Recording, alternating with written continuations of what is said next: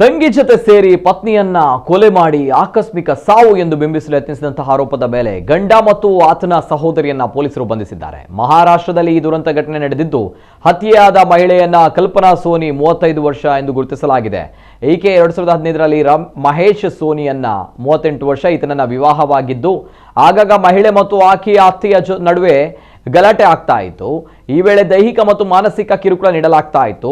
December 27ರಂದು ಸಹ ಮಹಿಳೆ ಹಾಗೂ ಆಕೆಯ ಅತ್ತೆಯ ನಡುವೆ ಜಗಳ ನಡೆದಿತ್ತು. ಈ ವೇಳೆ ಮಹಿಳೆ ತಾನು ಮನೆ ಬಿಟ್ಟು ಹೋಗುವುದಾಗಿ ಹೇಳಿದ್ಲಂತೆ. ಈ ಸಂದರ್ಭ ಗಂಡ ಮತ್ತು ಆತನ ಸಹೋದರಿ ದೀಪಾಲಿ ಸೋನಿ ಹರಿತವಾದ ಆಯುಧದಿಂದ ಕಲ್ಪನಾಳ ತಲೆಯ ಮೇಲೆ ಹಲ್ಲೆ ನಡೆಸಿದ್ದಾರೆ. ನೆರೆಹೊರೆಯವರು ಆಕೆಯನ್ನ ಆಸ್ಪತ್ರೆಗೆ ಕರೆದುಕೊಂಡು ಹೋಗಿದ್ರು. ಅಲ್ಲಿ ವೈದ್ಯರು ಆಕೆ ಮೃತಪಟ್ಟಿದ್ದಾಗಿ ಘೋಷಿಸಿದ್ದಾರೆ. ಕಲ್ಪನಾ ಶೌಚಾಲಯದಲ್ಲಿ ಬಿದ್ದು ಸಾವನ್ನಪ್ಪಿದ್ದಾರೆ ಎಂದು ಆರೋಪಿ ಪೊಲೀಸರಿಗೆ ತಿಳಿಸಿದ್ದಾನೆ.